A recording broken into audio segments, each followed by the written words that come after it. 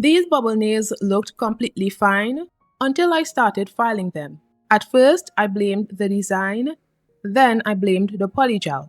So I recreated the entire set to prove my theory, but after testing everything a second time, I realized I was totally wrong.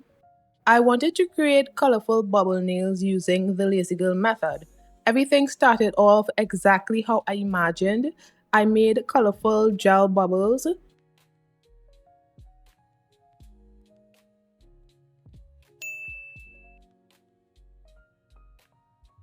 encapsulated them,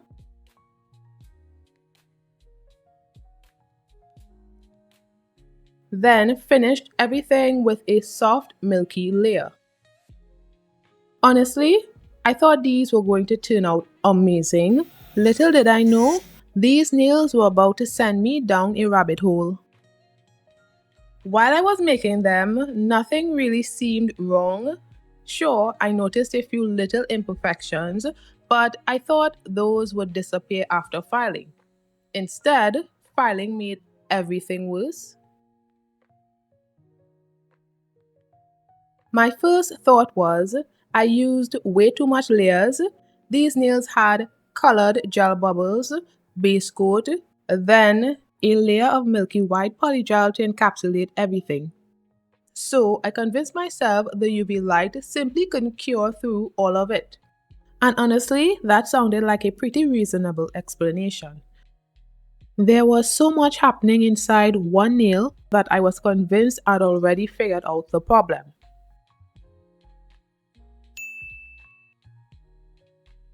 Then I removed the nails, and what I found completely changed my opinion.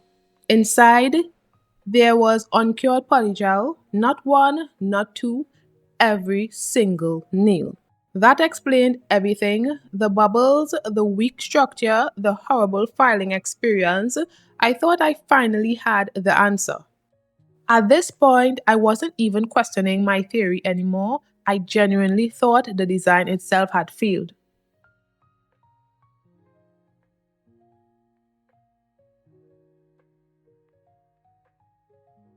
But before blaming the design or the layers or the product, I decided to test my theory.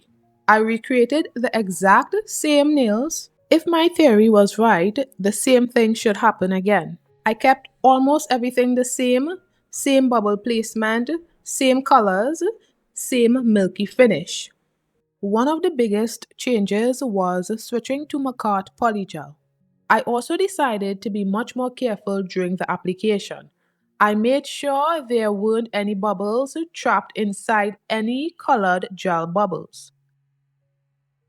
I checked the underneath of each bubble and made sure everything looked fully cured before placing them into the nail. And I paid closer attention to how I secured them inside the nail.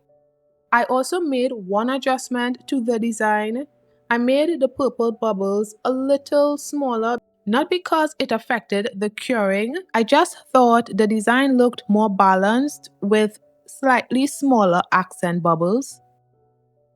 I also mixed the purple with some milky white just to get a nice lighter shade of purple. This time, everything immediately felt different. The nails felt stronger, filing was smoother. This time, I was actually getting proper filing dust instead of worrying about soft product moving around. That immediately made me feel more confident. Then I removed the second set. I cut the nails open again just to make sure. Every nail looked cured until I checked the thumb. Hidden inside was a very tiny amount of uncured gel, nowhere near as bad as the first set, but enough to completely change my conclusion. At first, I thought using a better polygel had completely solved the problem, but after digging a little deeper, I realized there was still a tiny amount of uncured product inside the thumb.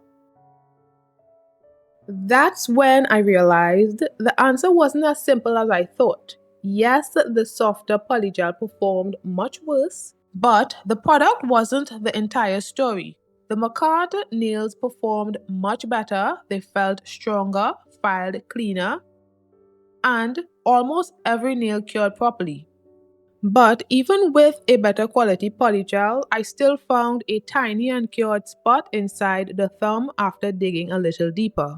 That completely changed my conclusion. For encapsulated designs like this, I think curing time is just as important as the product you're using.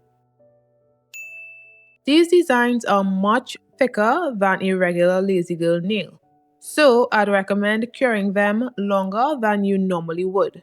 I'd also pay extra attention to the thumbs because they're usually the easiest finger to position incorrectly in the lamp.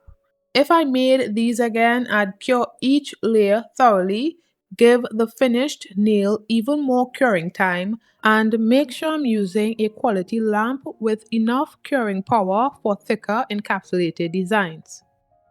So, why did my bubble nails fail? It wasn't just the product, it wasn't just the layers. It was a combination of the product I used, the thickness of the design, and how the nails were cured. This experiment taught me something really important. When something goes wrong, don't just assume you know why. Test it, compare it, then let the results guide your conclusion. And honestly, I'm really glad I tested it instead of just guessing.